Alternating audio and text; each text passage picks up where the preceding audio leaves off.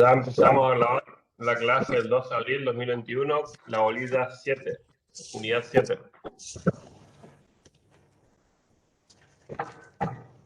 Ahí se ve pantalla completa. Sí, sí, claro, se ve perfecto. Bueno, perfecto. Perfecto. Bueno, antes que nada les cuento que vamos a dar comienzo a la unidad número 7 de la bolilla, que es la remuneración del trabajador, pero vamos a empezar por el punto 3 y 4 de esta unidad, debido a que por cuestiones laborales yo el día miércoles posiblemente no pueda estar presente, y como los puntos 1 y 2 son bastante extensos, los va a dar el profesor Guido Prause el día miércoles para finalizarlos el día viernes si no llegamos a terminar. Cuestión que después vamos a dar inicio a la bolilla número 8, que habla de jornada de trabajo y suspensión. Vamos a adentrarnos entonces en lo que es el punto 3 y 4 de la unidad 7, que es sueldo anual complementario y tutela y pago de la remuneración. Cualquier cosa, estoy escuchando el eco de la doctora Bustos, si puede silenciar, así no nos hace eco. Ahí está, perfecto. Ahora se escucha mejor, me parece, ¿no?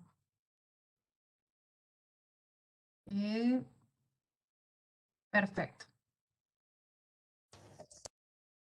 Bueno, el sueldo anual complementario, conocido como SAC, el famoso aguinaldo, que históricamente surge como un pago anual a través de un decreto ley que era el número 33.302/45, que se abonaba una vez al año de manera única, nuevamente con modificaciones normativas. Esta forma o este procedimiento para el pago del sueldo anual complementario se dividió en dos, entonces es pagado en 2 semestres, que esto es una cuestión histórica nada más. Lo importante es que sepamos que el sueldo anual complementario lo tenemos legislado en la Ley de Contrato de Trabajo, en los artículos 121, 122, 123, y la Ley 23.041 nos establece el procedimiento para el cálculo del mismo.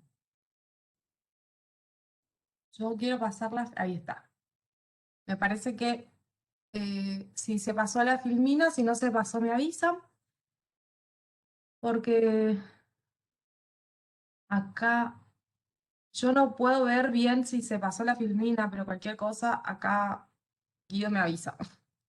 Bueno, el sueldo anual complementario, conocido como el SAC, consiste en el pago de un sueldo más que se suma a los 12 que debe percibir el trabajador en el año y les corresponde a todos los trabajadores en relación de dependencia sin importar la forma de contratación. ¿Y por qué agrego esto? Porque esto nos va a indicar cuál es el ámbito de aplicación del sueldo anual complementario. ¿Qué quiere decir? Que todas las personas que trabajen tienen derecho a percibirlo, no solamente aquellas que están alcanzadas por la Ley de Contrato de Trabajo, sino aquellas que estén excluidas también.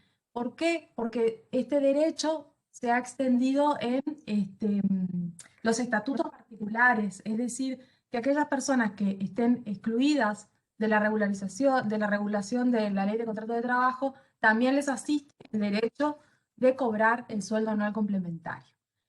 Y el artículo 121 nos dice que se entiende por SAC, nos da una definición y nos dice que el sueldo anual complementario se entiende a la 12ª parte del total de las remuneraciones definidas en el artículo 103 de la Ley de Contrato de Trabajo. El artículo 103 de la Ley de Contrato de Trabajo, que tiene que ver con el concepto de remuneración, lo vamos a ver de manera exhaustiva el día miércoles con el profe Guido, pero para que tengan ya un adelanto, el artículo 103 nos dice que la remuneración es aquella contraprestación que recibe el trabajador como consecuencia del contrato de trabajo. ¿Sí?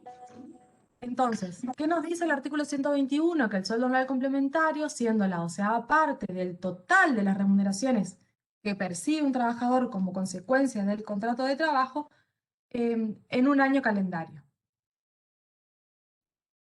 Y después tenemos también la forma de, esta me voy a pasar una más, la forma de el cálculo del sueldo anual complementario.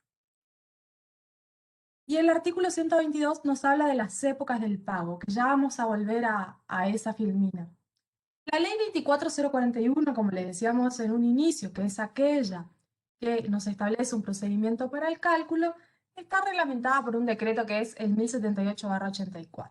Y nos establece en sus artículos que el sueldo anual complementario va a ser abonado en la actividad privada, en la administración pública central, descentralizada, empresas del Estado, empresas mixtas y empresas de propiedad del Estado. Y resalto esto por lo que hoy hablábamos del ámbito de aplicación, para que entendamos que la totalidad de los trabajadores tienen el derecho al sueldo anual complementario, no solamente aquellos de la ley, que están alcanzados por la ley de contrato de trabajo, sino aquellos excluidos, ¿sí? Y acá nos da la ley 23041, nos indica quiénes van a percibir este sueldo anual complementario. Y además nos dice que cómo va a ser pagado sobre el cálculo que va a ser pagado este sueldo anual complementario. Si bien sabemos que es un sueldo más de los que percibe un trabajador durante todo el año, tenemos que saber cómo se va a pagar y cómo se va a calcular, porque hoy en vigencia el sueldo anual complementario se divide en 2 veces por semestre, que ya lo vamos a ver bien. El sueldo anual complementario, entonces, va a ser pagado sobre el cálculo del 50% de la mayor remuneración devengada por todo concepto dentro de los semestres que culminan en los meses de junio y diciembre de cada año calendario. Y ahora vamos a ver cómo está establecido esto en la ley de contrato de trabajo, de los meses y de los días en los que deben ser calculados el sueldo anual complementario. Pero antes de ello, tenemos que pasar para ello el artículo 122 de la Ley de Contrato de Trabajo. Nos acordemos que el artículo 121 nos da el concepto de qué se entiende por sueldo anual complementario, que era aquel sueldo complementario de la 12ª parte del total de las remuneraciones que percibe un trabajador durante el año. El artículo 122 nos habla de las épocas del pago. ¿Y qué nos dice de las épocas del pago? Nos dice que el sueldo anual complementario va a ser abonado en 2 cuotas, de la misma manera que nos establece la ley 23041 que recién leímos. Por eso la vamos viendo en paralelo, para que la tengamos presente a las 2 a la hora de estudiar el SAC. Va a ser abonado en 2 cuotas, la primera de ellas con vencimiento el 30 de junio y la segunda con vencimiento el 18 de diciembre de cada año.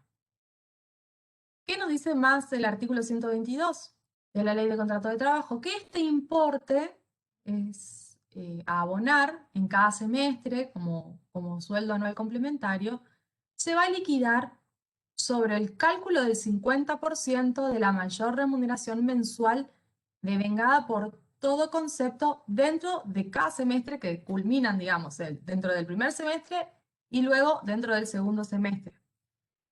Y establece que es en los meses de junio y de diciembre. ¿Y por qué recalco varias veces que es en junio y en diciembre?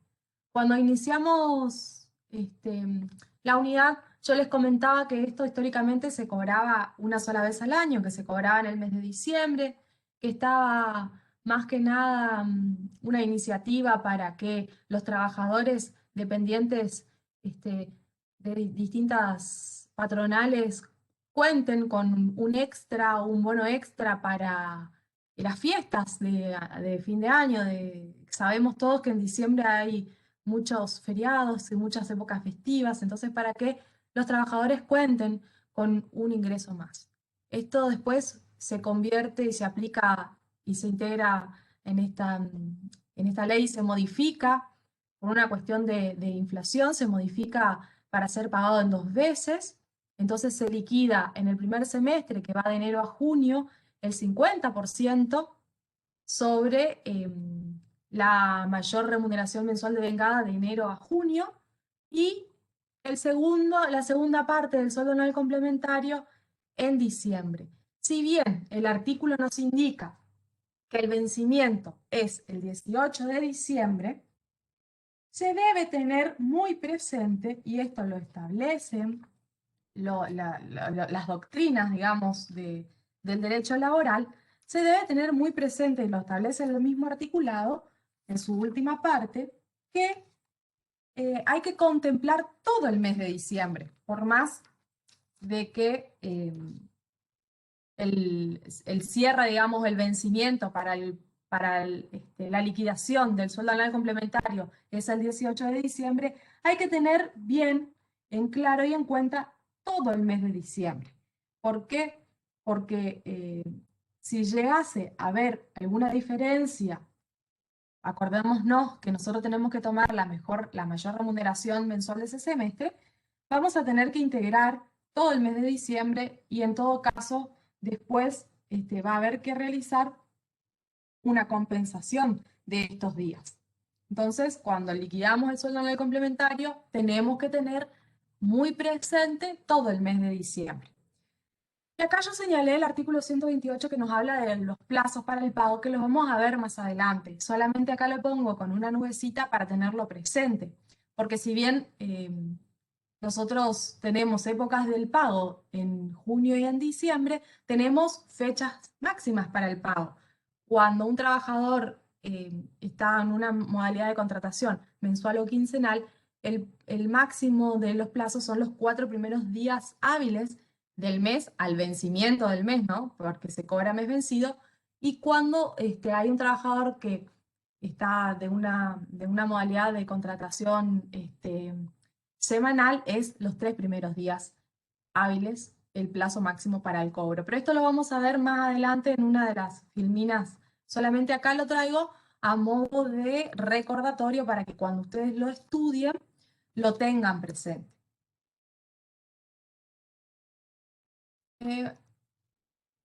Bueno, también teníamos las filminas que nos habla del reglamento, de la reglamentación, digamos, de la ley 23041, que ya la vimos, pero que tenemos que tener en cuenta su reglamentación. ¿Qué nos dice la reglamentación de la 23041? Que si ustedes recuerdan, la primer filmina de esta unidad nos decía que está legislado en la ley de contrato de trabajo, por supuesto vigente, que también establece el pago el modo de pago en su artículo 122, la ley 23041 y su reglamentación nos establecen cómo va a ser el procedimiento del cálculo. Por eso es muy importante tener presente esta ley nacional 23041 y su reglamentación, que nos da 3 puntos importantes a recordar. Primero, que la liquidación tiene que ser proporcional al tiempo trabajado por los beneficiarios en cada uno de los semestres en que se devenguen las remuneraciones computables. ¿Qué quiere decir esto? Que la liquidación tiene que ser proporcional al tiempo que el trabajador prestó servicio, él es el beneficiario. Y la proporcionalidad se efectuará sobre la base del 50% de la mayor remuneración mensual nominal devengada por todo concepto en el semestre que se considere. Ya vamos a ver cómo es el cálculo de este 50% que tanto estoy repitiendo, que si bien generalmente uno lo conoce como el aguinaldo y sabe que se pagan 2 veces, tenemos que saber bien cómo se liquida y cómo surge, sobre qué base surge el cálculo del 50% que estamos reiterando desde que inició la unidad. El cálculo del 50% de la mayor remuneración mensual devengada por todo concepto dentro del semestre respectivo, es decir, del primer semestre o del segundo semestre. Y se va a efectuar sobre el total de las retribuciones que correspondan computar. Ahí. Bueno, entonces una breve síntesis a modo recordatorio. Acuérdense que la oportunidad del pago la tenemos establecida en el artículo 122. El cálculo del monto, que la tenemos también en la ley 23041, en base al 50% de la mayor remuneración mensual devengada por todo concepto. Esto hay que acordarse y tenerlo muy presente a la hora del examen, por eso fui reiterativa en las 3 filminas anteriores. Y también tenemos que hablar de cuando estamos en presencia de la proporcionalidad del sueldo anual complementario. ¿Cuándo Seguramente escucharon hablar también no solamente del sueldo anual complementario, sino del sueldo anual complementario proporcional. ¿Qué quiere decir esto? Cuando se extingue un contrato de trabajo, cualquiera sea la causa, sabemos que las causas de extinción del contrato pueden ser por varios motivos, que sean atribuibles al empleador o al trabajador, que lo vamos a ver en su oportunidad en la unidad que corresponda. Hay una infinidad de causales por la cual se puede extinguir una relación laboral. Cuando eso sucede, el trabajador tiene derecho al SAC proporcional a la porción del semestre trabajado.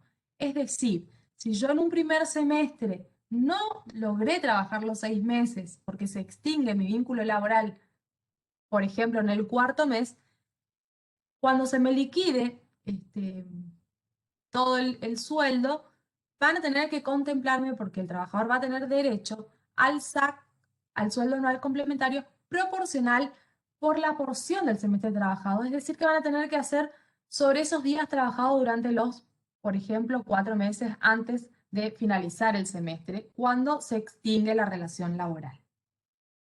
Y otra cuestión a tener en cuenta es la incidencia del sueldo anual complementario en el rubro indemnizatorio por antigüedad, porque hay diferentes criterios en la jurisprudencia.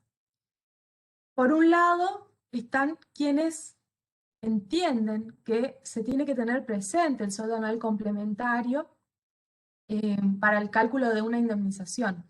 Y hay quienes entienden, hay otra postura que entiende que no debe computarse el cálculo del SAC para la indemnización. Por ejemplo, la Cámara Nacional de Apelaciones del Trabajo sostiene que el sueldo anual complementario no debe tenerse en cuenta para el cálculo de indemnizaciones.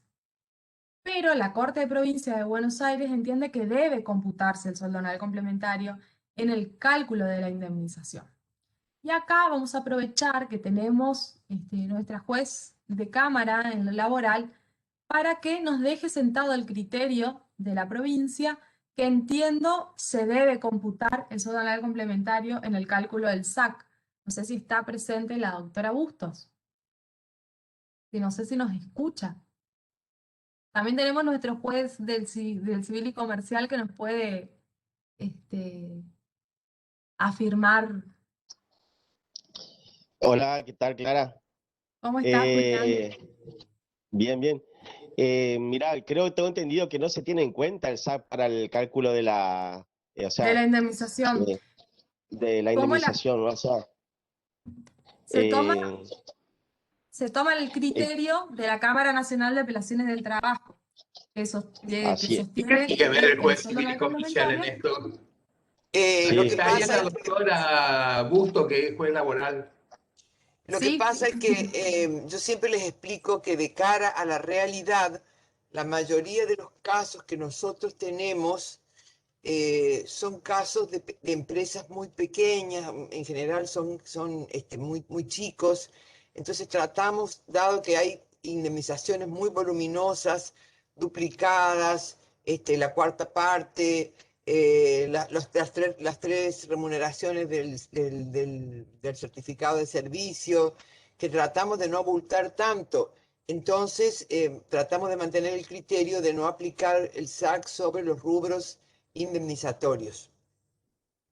Hasta ahora lo estamos logrando, pero básicamente con un poco con la finalidad de preservar un poco la cuestión patrimonial del empleador, porque esto es fuente de trabajo también, no nos tenemos que olvidar.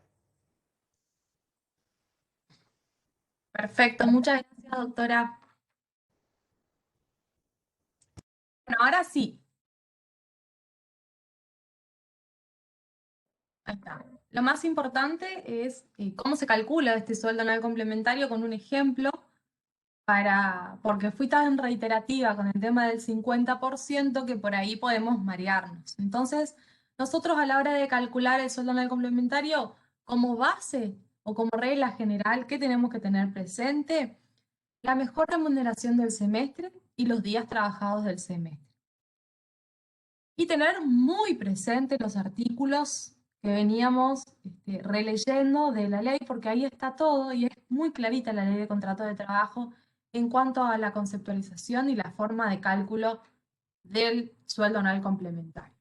Si una persona trabajó todo el semestre, que el semestre ya sabemos, nos dice el artículo 122 de la ley de contrato de trabajo, el 30 de junio o hasta el 18 de diciembre, tenemos que tomar de un semestre, pongamos el primer semestre como ejemplo, el 50% de la mejor remuneración devengada por todo concepto dentro de ese semestre.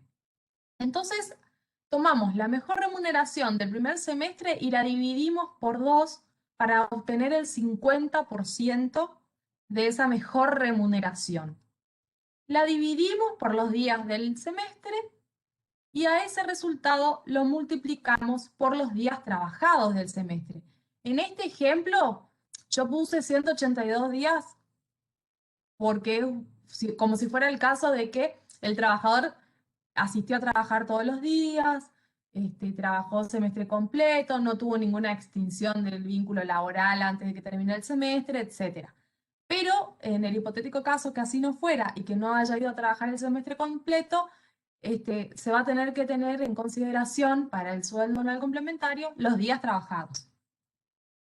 Y eso nos va a dar nuestro importe al sueldo anual complementario. A mí me anda medio lento para cambiar la filmina, pero acá tenemos otro ejemplo.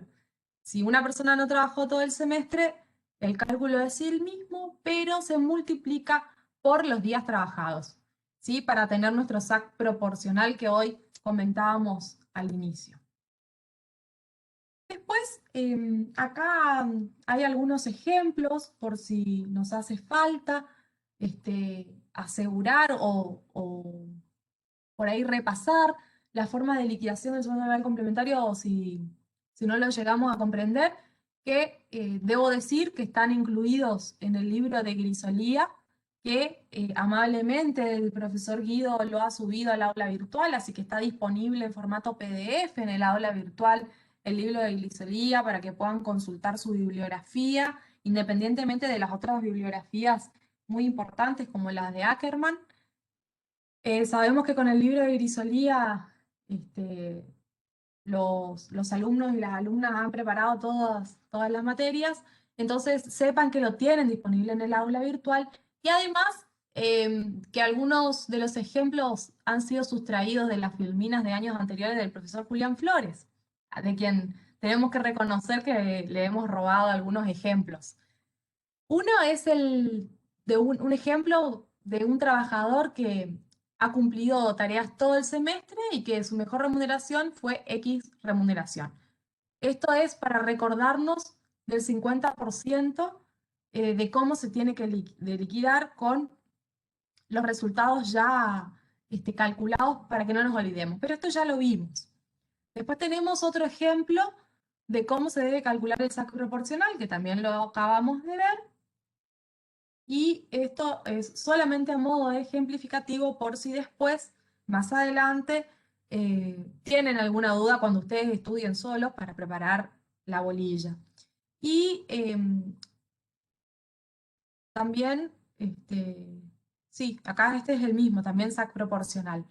Acá yo quería hacer un paréntesis, algo muy importante que tiene que ver con la licencia por maternidad, que la vamos a ver también en las bolillas que siguen. Creo que está, no sé si no está en la bolilla 9, lo que tenga que ver con licencia por maternidad, 8, 9 está el tema, pero algo a traer a colación antes de continuar con la tutela del pago y mucho antes, ¿no? Para terminar lo que es SAC complementario, yo quería traer a consideración que tenemos que tener en cuenta el sueldo anual complementario y la asignación por maternidad.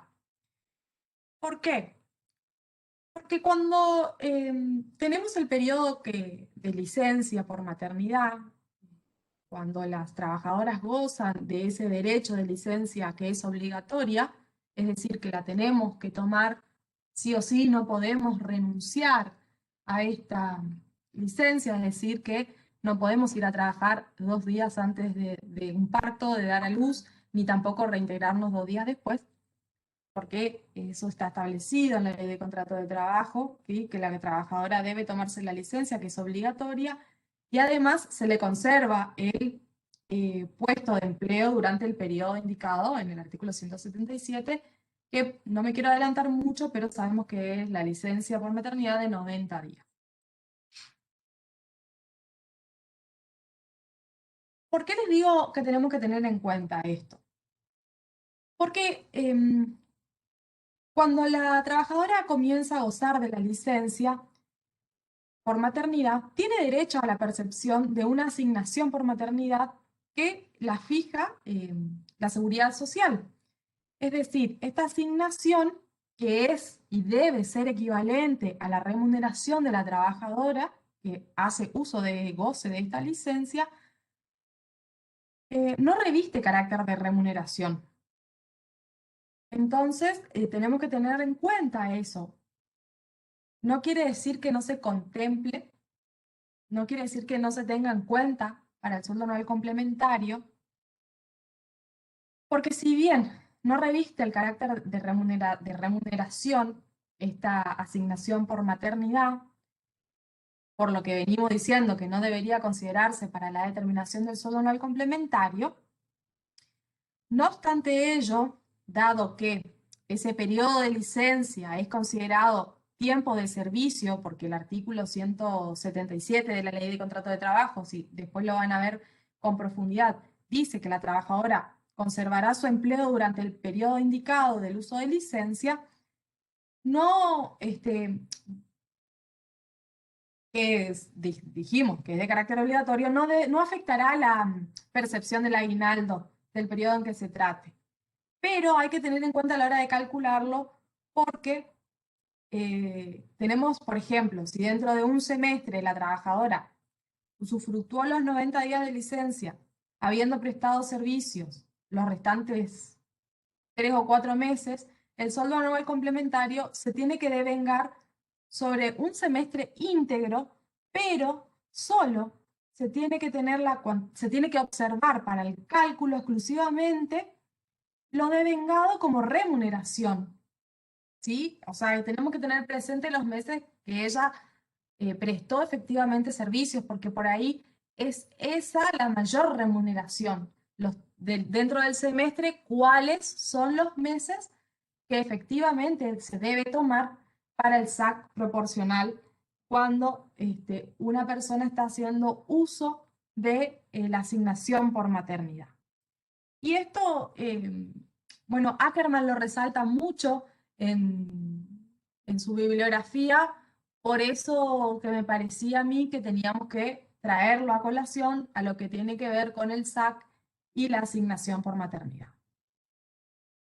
Después tenemos que saber que las remuneraciones que tengan carácter no remunerativo no deben ser contempladas como base para el cálculo del sueldo anual complementario.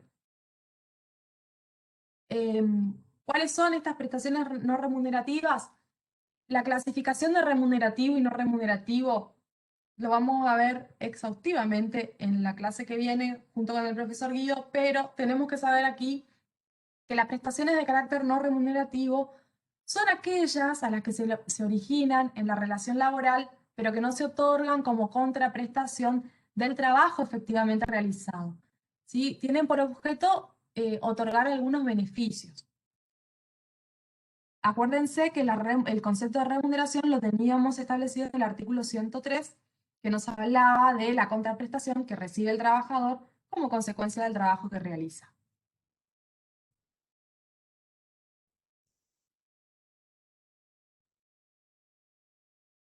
Hasta aquí lo que es sueldo anual complementario, rápidamente explicado, porque la tutela y el pago de la remuneración es bastante extensa, y como les comenté al inicio, posiblemente el miércoles tengamos que ver los puntos 1 y 2, entonces queríamos pasar. Si hay alguna duda de lo que tenga que ver con sueldo anual complementario, podríamos hacerla ahora, y si no, ya pasamos con lo que es el capítulo 4 de la Ley de Contrato de Trabajo, que nos habla de la tutela y el pago, que la tenemos establecida en los artículos 124 de la Ley de Contrato de Trabajo. Bueno, viendo que no hay, vamos a hablar de la protección de la remuneración, ¿sí? Sabemos que la Ley de Contrato de Trabajo posee disposiciones protectorias, porque es una norma que protege al trabajador, y estas disposiciones de la protección de la remuneración, que tienen como finalidad proteger el salario del trabajador, ¿sí? Ahí están haciendo una pregunta. Te la hago ahora para que no empiece con otra cosa, por eso. Disculpa que me meta. ¿Quién quiere hacer una pregunta? Díaz, por favor. Pregunte por el chat. Si no se le escucha, haga por el chat la pregunta.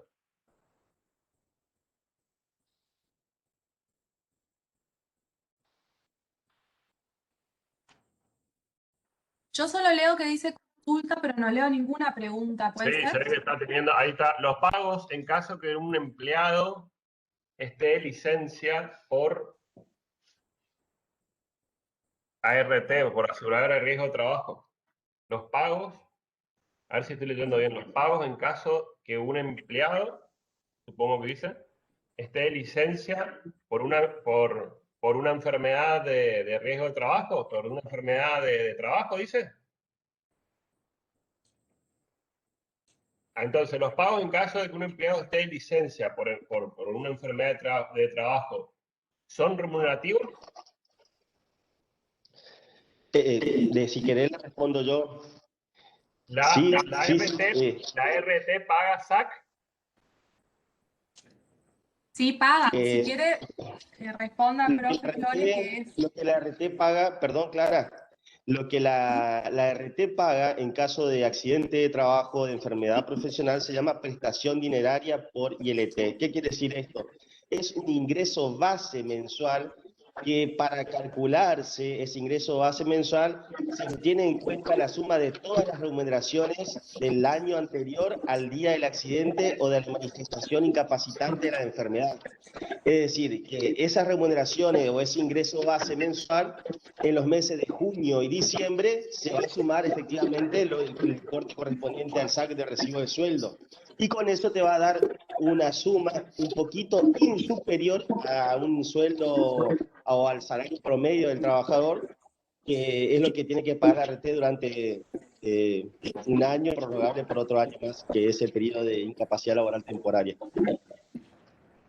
Está preguntando si son remunerativos, doctor. Sí, porque tiene que hacer aporte la RT. De hecho, al principio se armaba todo un tema porque trabajadores que eran accidentados, la RT le hacía los aportes al ANSES, y después tenían problemas para cobrar el fondo de desempleo y otras prestaciones. Simón también puede explicar si quieres. Perfecto. Sí, son remunerativos, tienen carácter remunerativo. Ahí aportes y se descuenta obra social y cuota sindical, todo lo que como si fuera un sueldo. Tiene distinto origen, pero es un sueldo. Seguí La nomás. diferencia es que no la aporta el empleador. Claro, Buenas tardes, tengo una consulta. De nuevo, a ver. Buenas tardes, tengo una consulta. En el caso para la base de cálculo del SAC, si la trabajadora efectuó la mitad del mes trabajando después, la otra mitad se licenció por maternidad, ¿ese mes entra en la base del cálculo?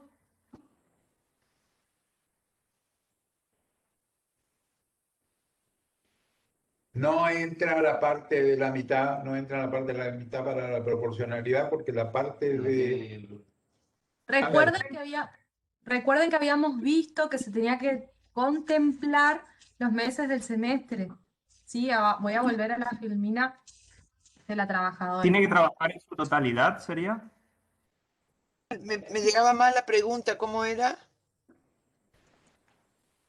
Si una trabajadora efectuó su trabajo hasta mediados de mes y de ahí en adelante se licencia por maternidad, ese mes que efectuó el trabajo solamente en la mitad, ¿entra como base para el cálculo del SAC?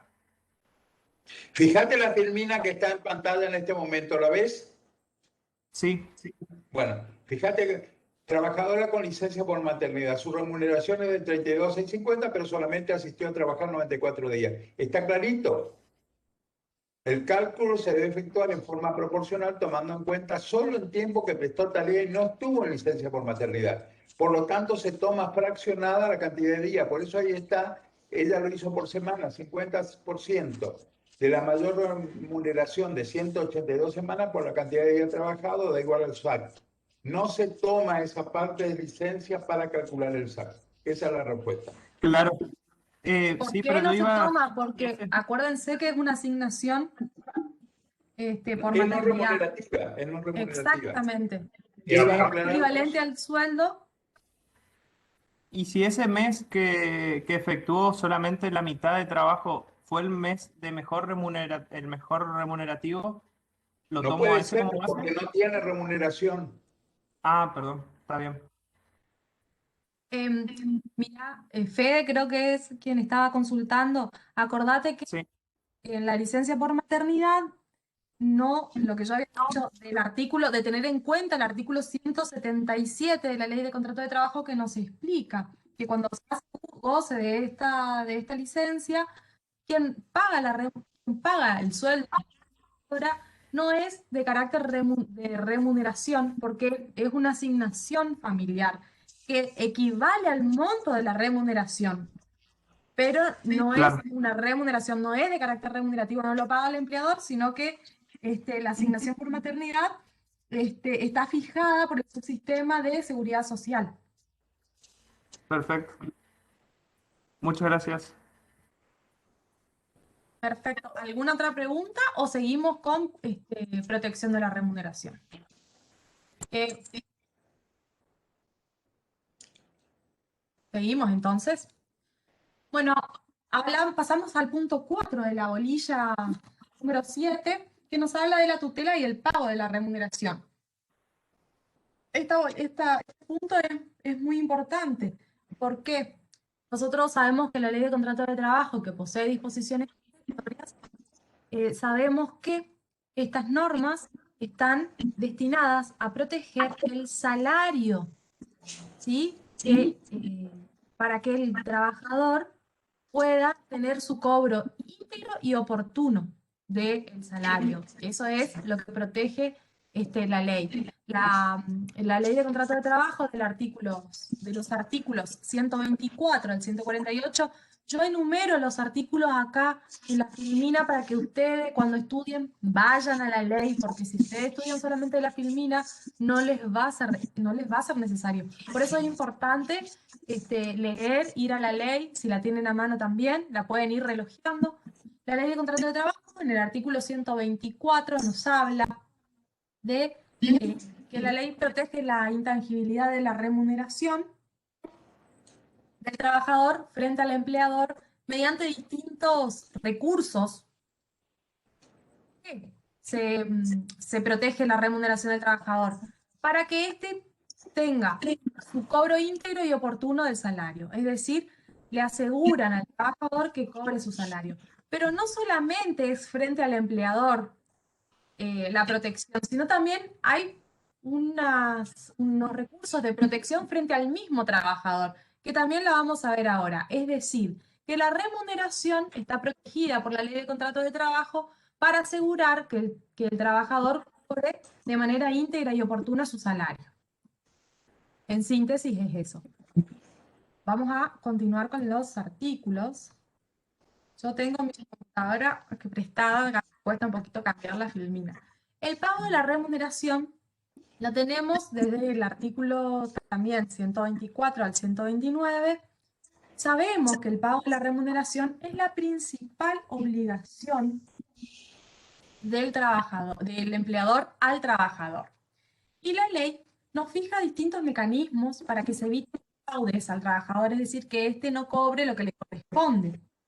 ¿Sí? Lo que le corresponde por su prestación efectuada. Acuérdense que el salario, la remuneración, quiere decir la contraprestación que recibe el trabajador como consecuencia del contrato de trabajo. Entonces, por el trabajo realizado, necesita una contraprestación que sería el salario.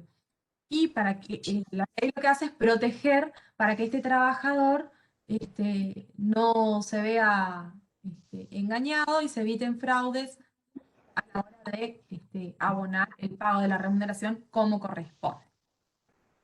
Entonces, se debe efectuar el pago con todos los recaudos que exige la ley de contrato de trabajo en relación a la persona, en relación al lugar, al tiempo y a los requisitos que tienen que estar en los recibos de sueldo a la hora de liquidar la remuneración. Esto, los medios de pago, cuál es el control y cuáles son los requisitos, los tenemos a partir del artículo 124, que yo los puse ahí entre paréntesis para que tengan muy presente, porque la ley es clarita, nos habla de la tutela y del pago de la remuneración, los artículos son muy claros, y nos establece, por supuesto, sujetos, que es el empleador o excepcionalmente un tercero, porque excepcionalmente un tercero puede ocupar el lugar del empleador a la hora de abonar en representación a la empresa o a la patronal. Y otro sujeto que tenemos que tener presente es el trabajador, que excepcionalmente puede ser un familiar o un compañero de trabajo quien cobre este salario, que no suele suceder, es muy excepcionalmente que cobre otra persona en nombre del trabajador, pero puede pasar que se realice el pago familiar del trabajador a través de una autorización expresa por algún motivo de que el trabajador no pueda asistir. Si bien ahora sabemos que los sueldos son abonados por transferencia bancaria, hay muchas modalidades de trabajo donde todavía el lugar y el día del pago es en el lugar de trabajo, y hay veces que cuestiones excepcionales el trabajador se ve imposibilitado de asistir al lugar para cobrar. Por ejemplo, ahora en pandemia. Ahora en pandemia, si es una persona de riesgo o una persona adulta que se ve realmente expuesta, de autorización de un familiar, cobrar el sueldo. Esto es un ejemplo. Otros ejemplos son más graves, pero este es uno práctico para que se pueda tener en cuenta.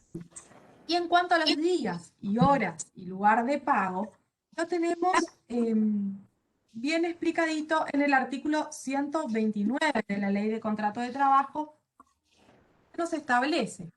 Y también que nos establece el día de hora y el lugar de pago. Y muy importante también tener en cuenta el tiempo. ¿Cuándo se realiza? ¿En qué periodos se realiza el pago de remuneración? Y el trabajador, esto lo tenemos en el artículo 126, y el trabajador cobra el que es mensualizado al vencimiento de cada mes cancelatorio. Y el que es personal remunerado o jornal por hora, cobra por semana o por quincena. Y el personal remunerado por pieza o medida, es decir, por unidad de obra, que puede cobrar por semana o quincena, esto es respecto de los trabajos que haya terminado o no, porque cobra por trabajo, sería por trabajo terminado. Y acá que hoy yo les decía que nos acordemos del artículo 128, que nos habla del plazo para el cobro, para cuándo se va a efectuar el pago. Y el artículo 128 nos dice, da dos plazos máximos. El artículo dice que vencido el periodo que corresponda, es decir, vencido el mes cancelatorio o pasada la semana, la quincena, etc., esos son los periodos que corresponden, dentro de los plazos máximos que establece la ley, se deberá cobrar. Por ejemplo, hay un plazo máximo de 4 días hábiles para las remuneraciones mensuales o quincenales y de 3 días hábiles para la semanal. Eso es todo lo que dice el artículo 128. Acá con mis palabras un poquito dado vuelta el articulado, pero dice eso, o sea, que establece 2 plazos, 4 días hábiles para las remuneraciones mensuales o quincenales y 3 días hábiles para las semanales. Esto también hay que tener en cuenta, los plazos, el tiempo, el lugar.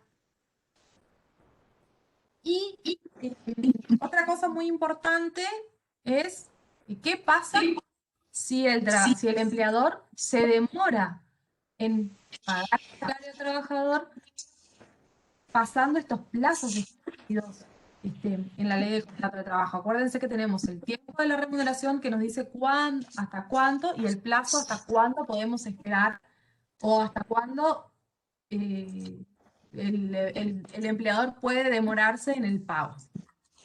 Pasados esos plazos, el empleador estaría en mora en el pago si no realiza el pago debido a su trabajador.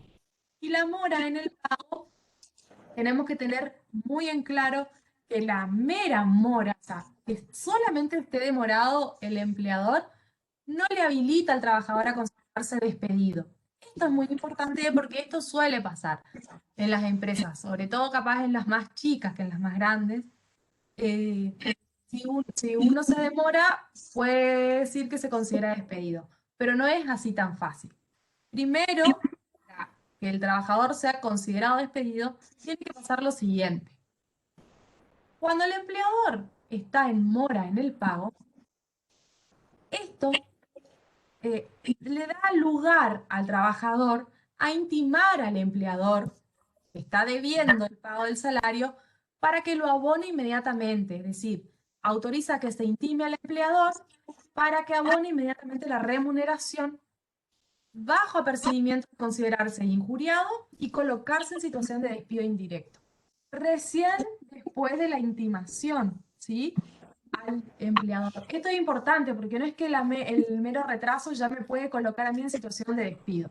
Me tengo que considerar perjudicado y colocarme en la situación, pero para ello tengo que intimarle al empleador para que regularice mi situación y me abone inmediatamente la remuneración si yo me encuentro en la situación de trabajadora. ¿Y qué pasa una vez intimado? Si el empleador, una vez intimado, sigue el pago del salario, recién ahí el trabajador debe considerar en situación de despido. En síntesis, a la mora en el pago por parte del empleador, el trabajador debe inmediatamente intimar al empleador el pago de la remuneración bajo apercibimiento de considerarse perjudicado y en situación de despido indirecto, y recién ahí, habiendo intimado y no habiendo solución o respuesta por parte de la patronal, me puedo considerar en situación de despido. Volviendo al artículo 129, cuando hablábamos del lugar del día, el artículo 129 de la Ley de Contrato de Trabajo dice que el pago de las remuneraciones se realizan en días hábiles laborales, en el lugar de trabajo y durante la prestación de las tareas. Esto en la actualidad muchas veces no ocurre porque obviamente, sobre todo ahora que estamos en plena era digital y virtual,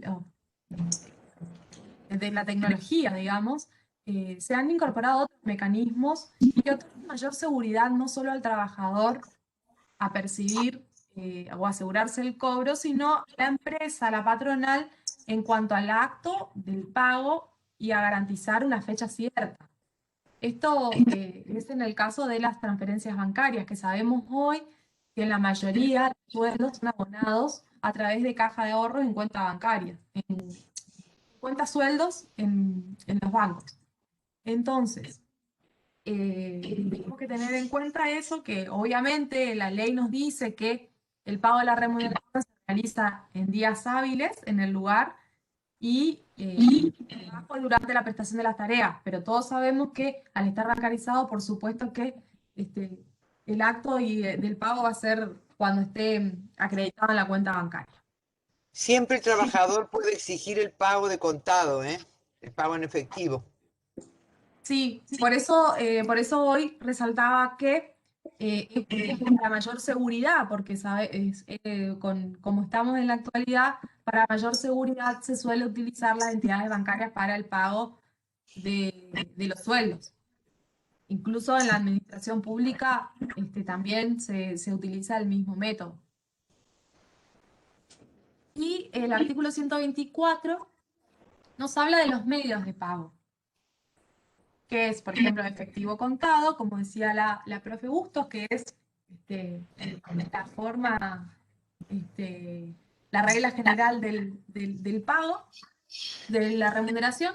Puede ser por cheque, puede ser depositado en cuenta bancaria, y los pagos de juicios laborales también es un medio de pago cuando esto lleva todo un procedimiento que también lo vamos a ver en una unidad más adelante, que nos toca a Lido y a mí, para poder hablar de manera extensa en el tema.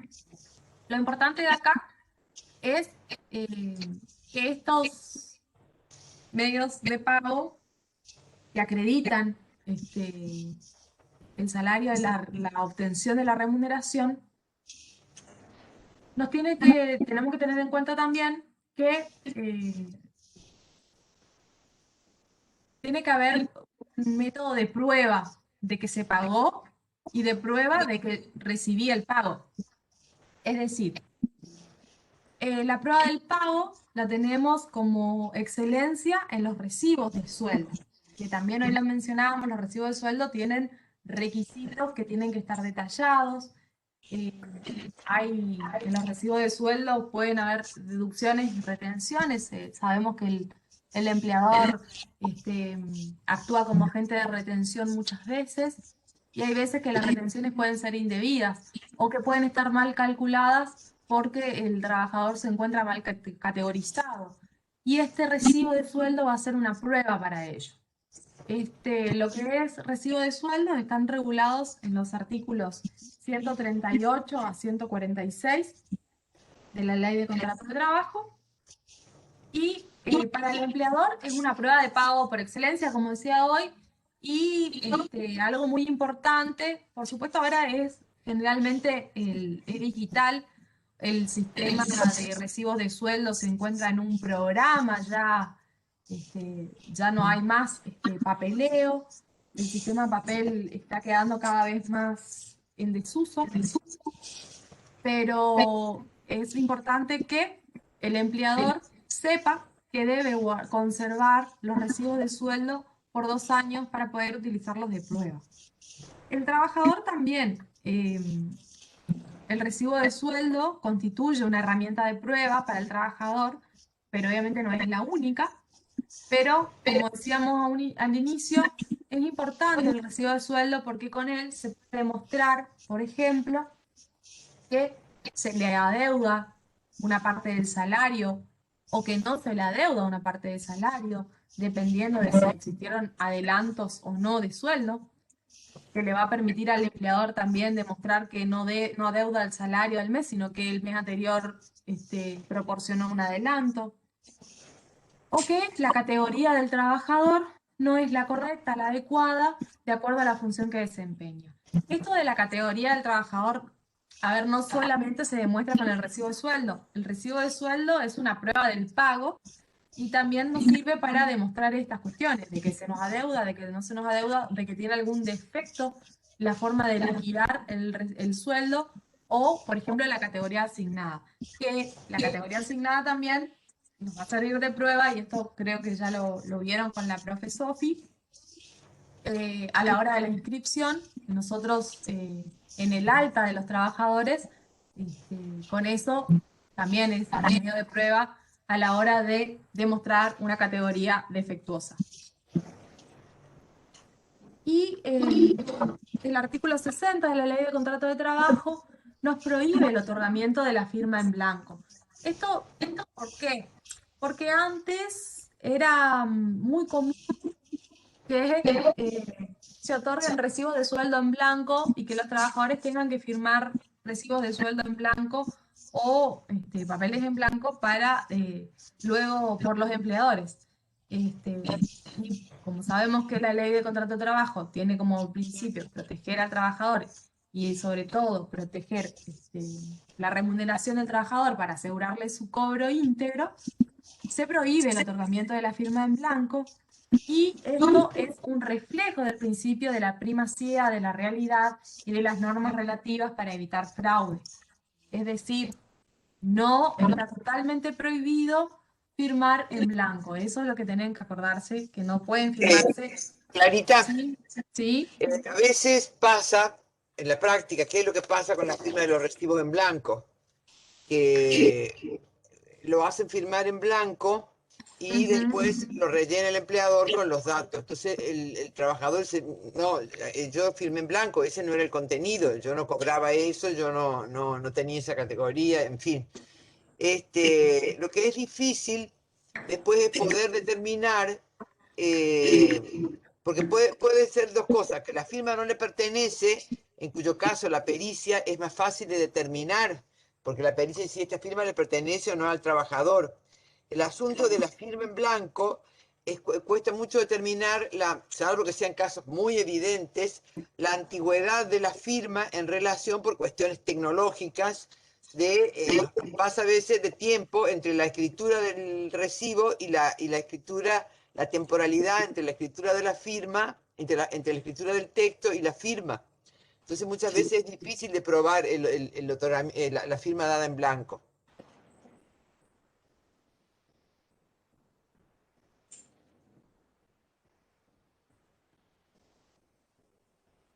¿Qué habrá pasado que se Estaba cortó? silenciada, no me di cuenta. Por eso es muy importante que se prohíba el otorgamiento de documentos con firmas en blanco, este, porque obviamente está destinado a evitar fraudes, ¿sí? Y es un reflejo del principio de la primacía de la realidad. Es muy importante las acotaciones de la profe porque trae ejemplos que son llevados a la práctica.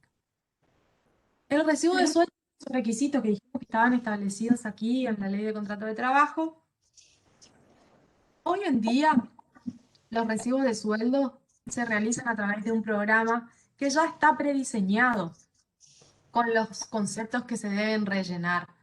Lo que tenemos que tener en cuenta es que se debe rellenar para poder tener la información correcta, pero antes, cuando se realizaban a mano o se diseñaban en la computadora por el operador que liquidaba el sueldo, debía tener presentes estos requisitos, pero los tenía que cargar manualmente. Hoy están prediseñados los recibos de sueldo, difícilmente le falten alguno de estos requisitos para que se pueda conformar el recibo de sueldo.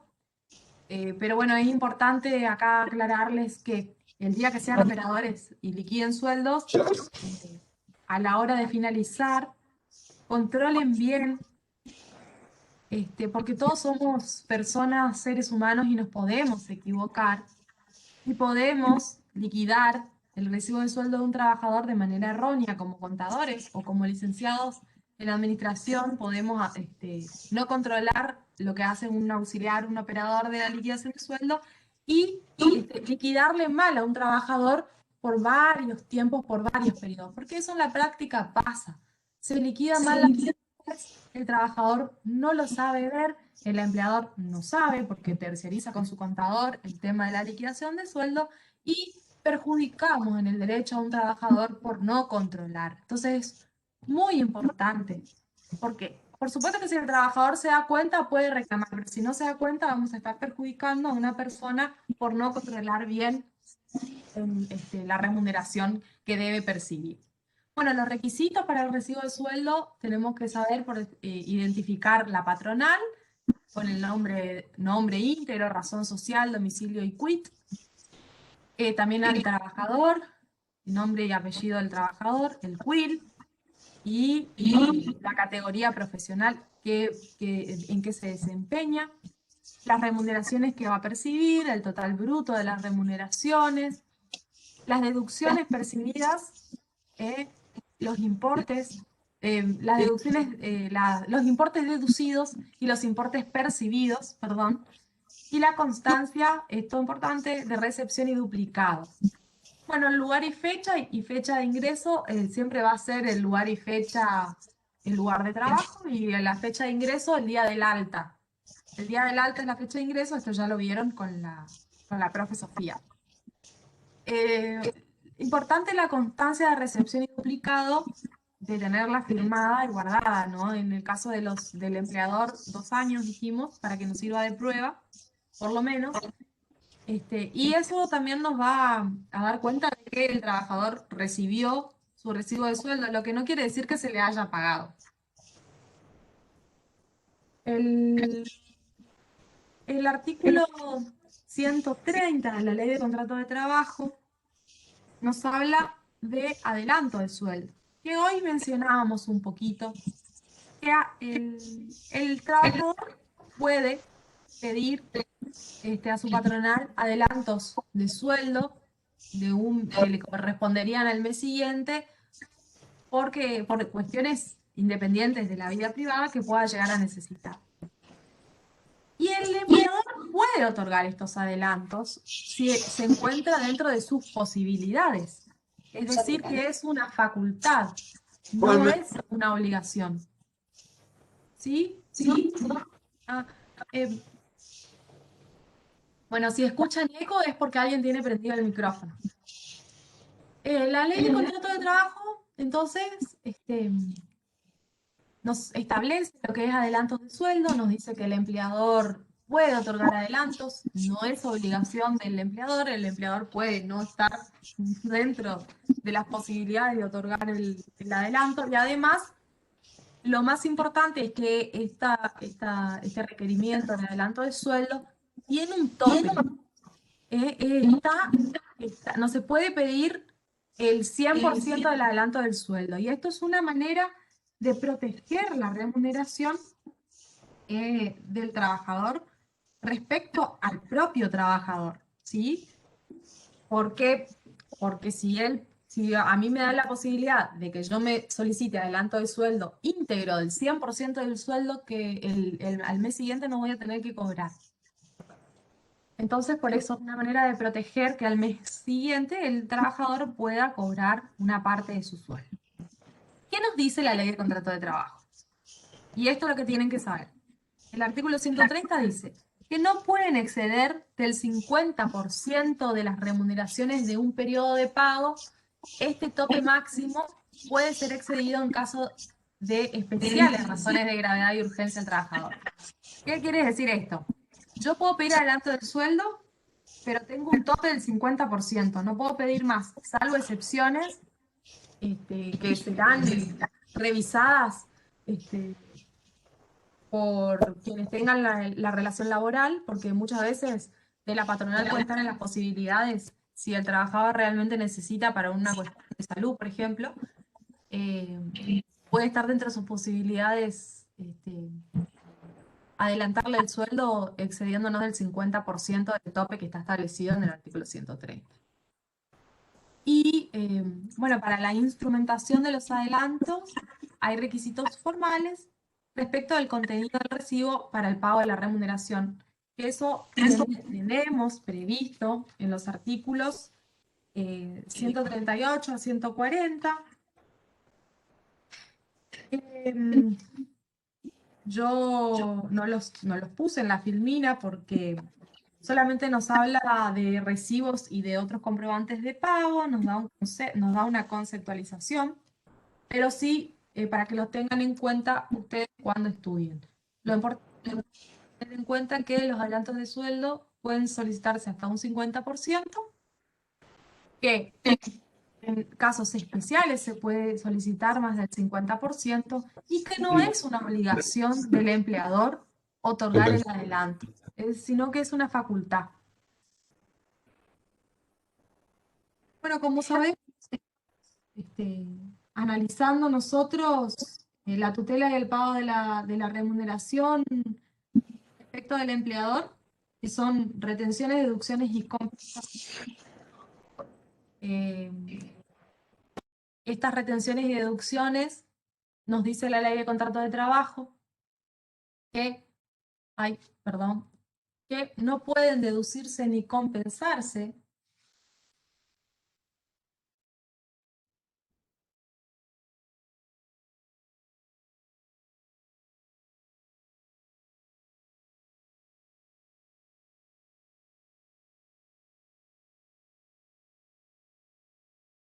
¿Tenés tu micrófono apagado, Clara? Clara.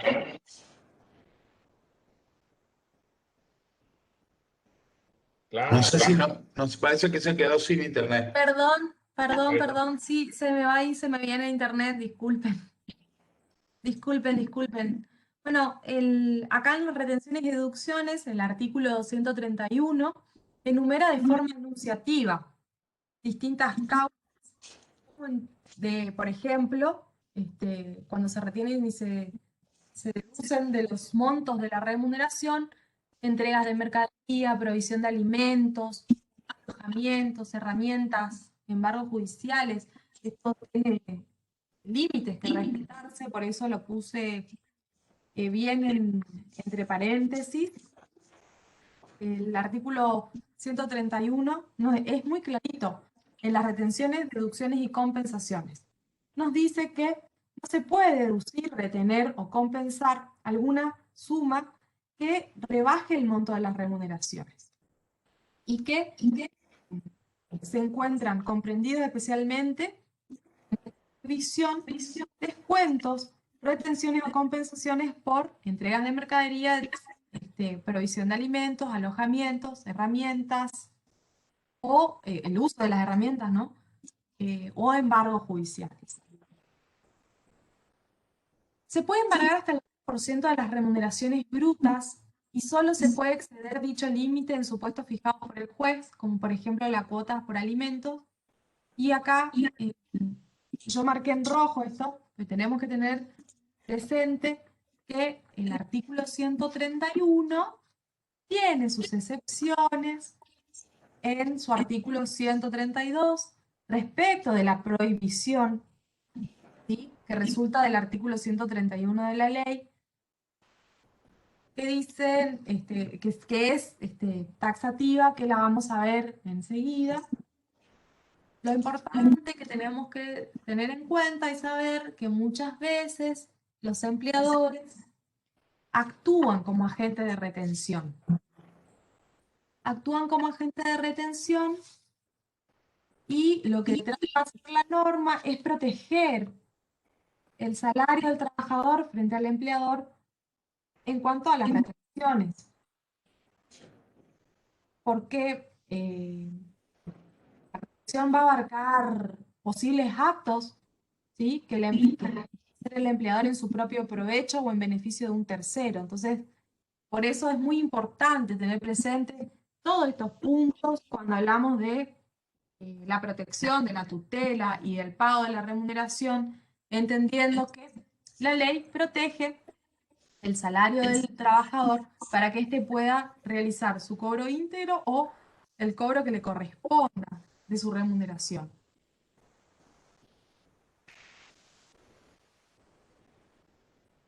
Y después el artículo 132,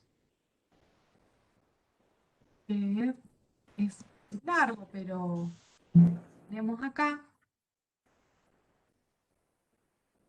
Me estaba olvidando una cosa. Me estaba olvidando una cosita. Para que una autorización o una retención sea válida, tiene que existir una autorización legal expresa. Nosotros sabemos que en los recibos hay deducciones que son por ley, ¿no es cierto?, que corresponden que se realicen retenciones, pero hay otras que tienen que estar expresamente validadas con una autorización legal, no solo de la particular del trabajador, sino de la que establece el artículo 133 en su segundo párrafo, que nos habla del porcentaje máximo de las retenciones. O sea que, como decíamos anteriormente, tenemos un tope para las retenciones que es del 20% del monto total de las remuneraciones que debe percibir el trabajador. Esto es para las deducciones, retenciones o compensaciones. Si no puede ser más del 20%. Salvo, por ejemplo, algunas que excepcionalmente pueden aumentarse, que son, por ejemplo, las cuotas alimentarias que no tienen un tope mínimo, pueden exceder del 20%, pero siempre hay que calcular, siempre se debe calcular cuál es el remanente que le va a quedar al trabajador para que pueda subsistir. Por eso se habla del principio del 20% del monto del total de las remuneraciones. Hasta el jueves no hay. Y ¿Sí? Ah, pensé que me habían dicho algo. Y las excepciones enumeradas, ya les digo, en el artículo 132, nos habla de las excepciones, que yo las transcribí, pero son bastante largas, que yo les invito a leer, ya les digo, el articulado que estuvimos mencionando, desde el artículo 121 al 132 de la Ley de Contrato de Trabajo, las excepciones a esta prohibición. ¿Cuál era la prohibición del artículo 131? De las retenciones, deducciones y compensaciones.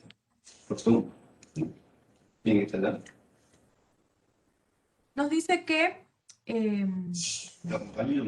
estas prohibiciones no se van a aplicar efectivamente cuando la deducción o retención o compensación corresponda a alguno de los incisos establecidos en el artículo 132 de la Ley de Contratos.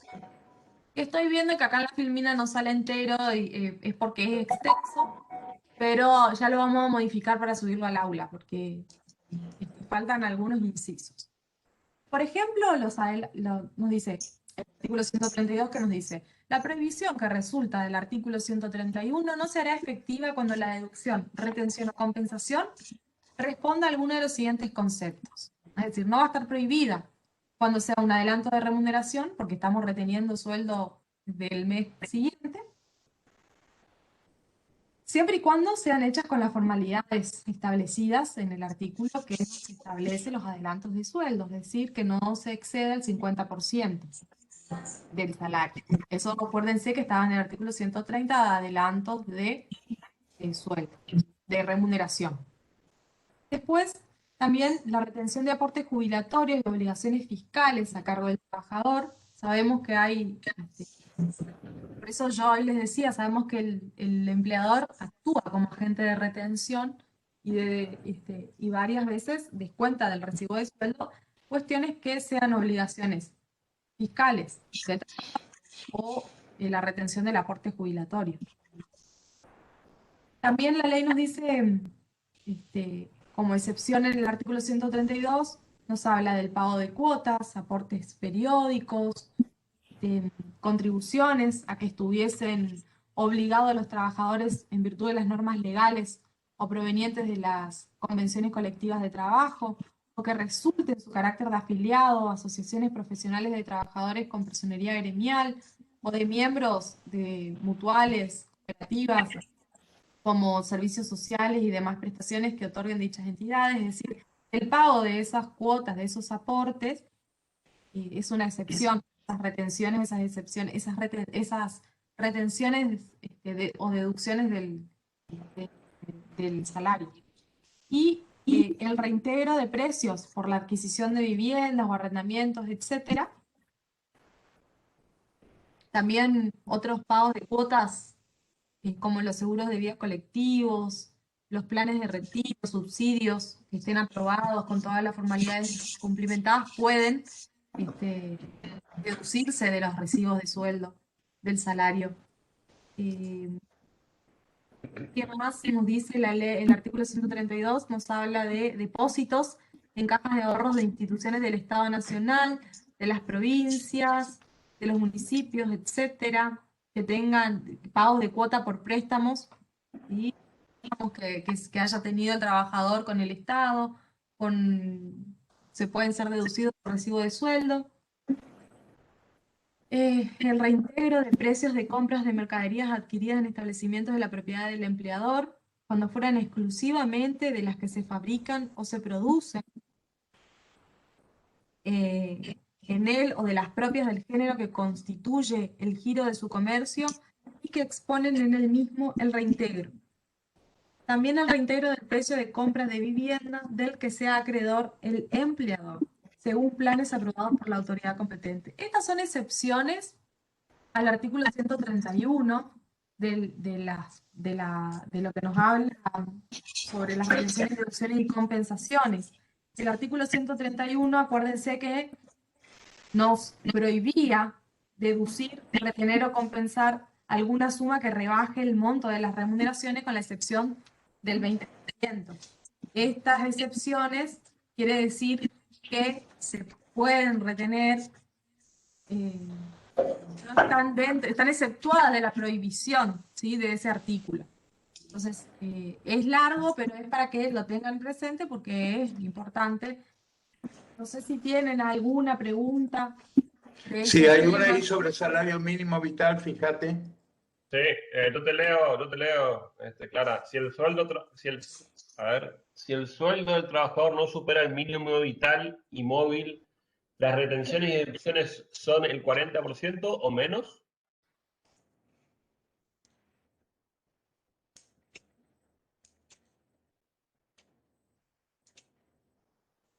¿Cómo el 40%? No entendí la pregunta. Si el sueldo del trabajador no supera el mínimo vital y móvil, ¿las retenciones y deducciones son el 40% o menos? Signo de pregunta.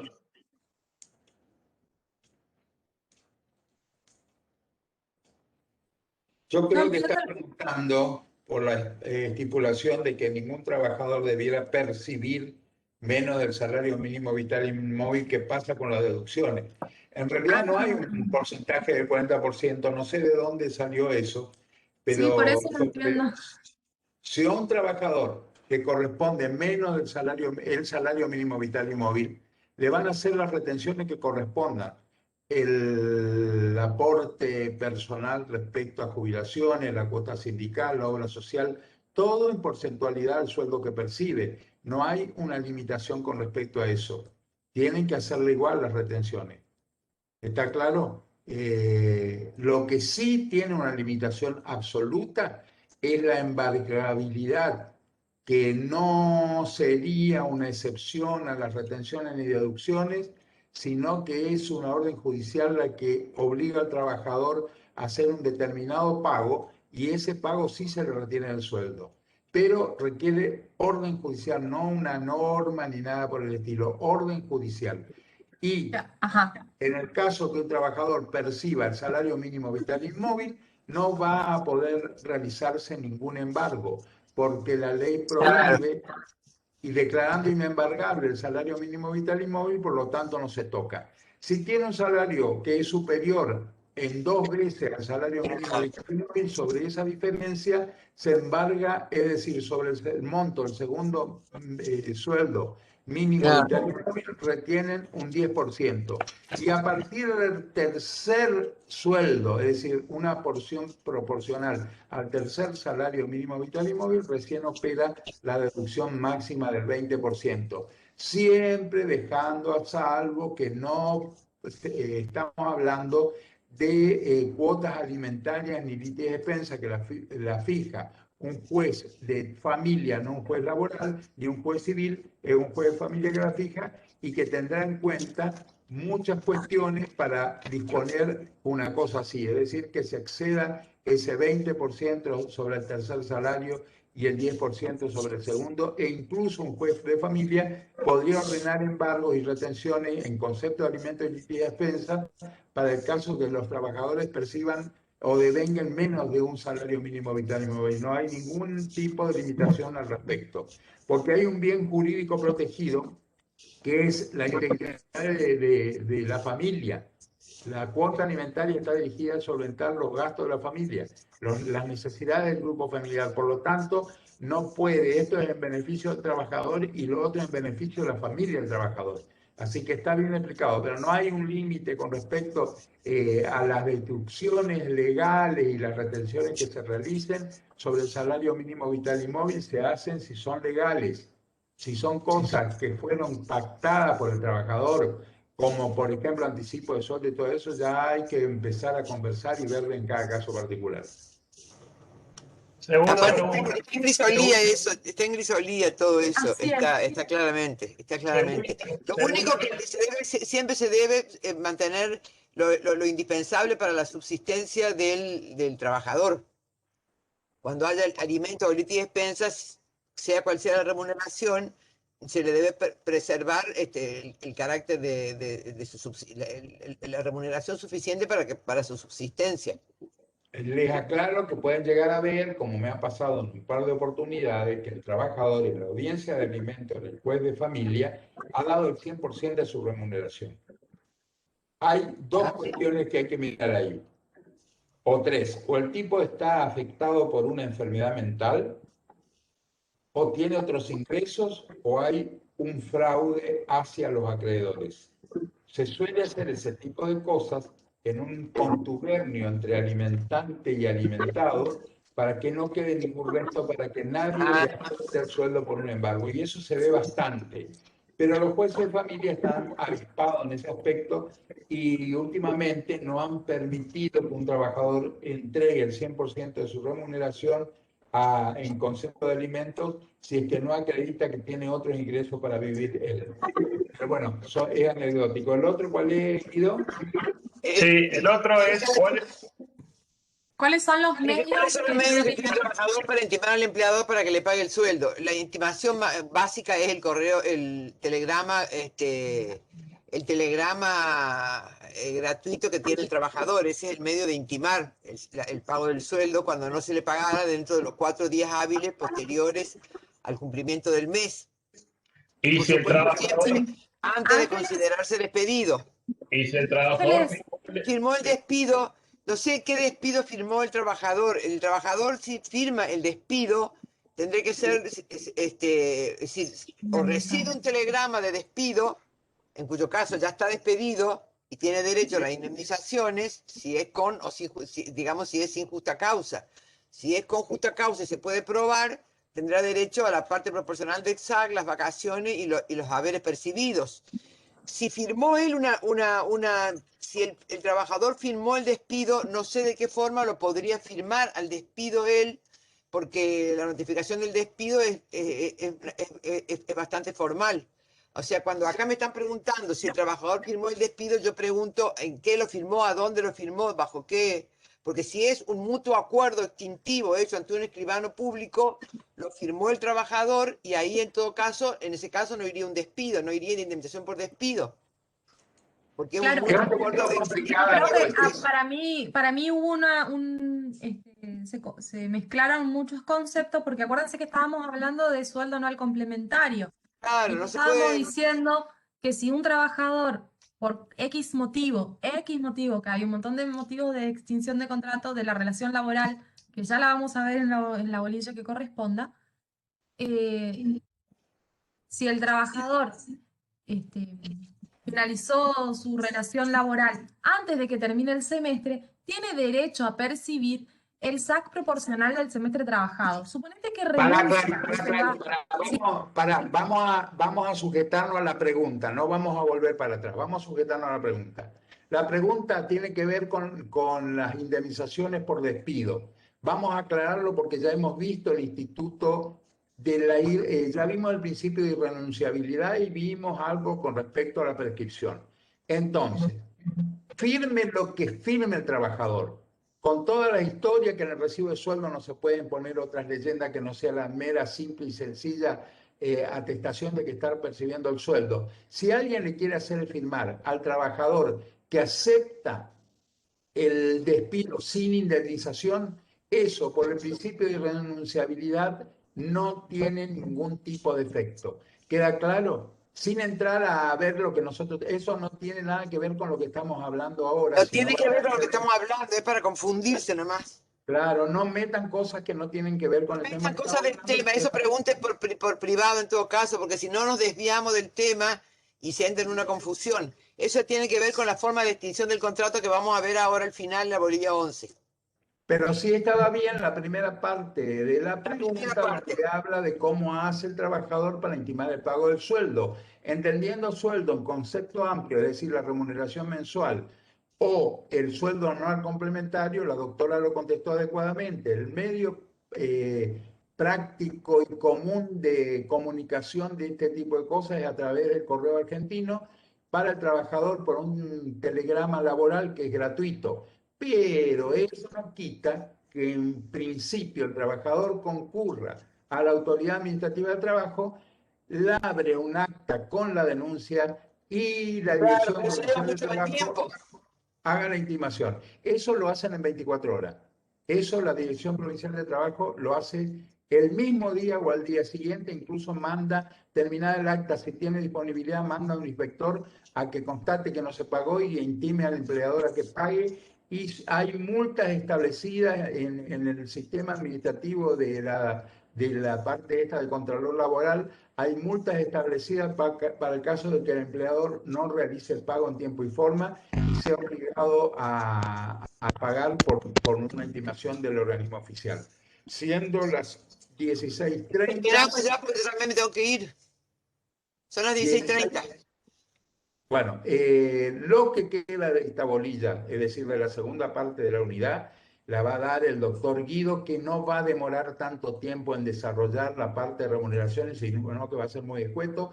No vamos a parar en hacer aclaraciones ni nada hasta que no terminemos cada uno de los temas. Vamos a ponernos serios y vamos a desarrollar el tema. Después haremos todas las preguntas, comentarios y apreciación del caso, porque a usted le gusta preguntar y a nosotros nos gusta hablar, entonces nos escapamos de lo que corresponde hacer en estas clases virtuales. Yo me voy a convertir en un censor, pero totalmente inhóspito para los que no quieran aceptar esta regla del juego. Diputada, que tenga una buena sesión, aprueben cosas inteligentes. Los chicos también.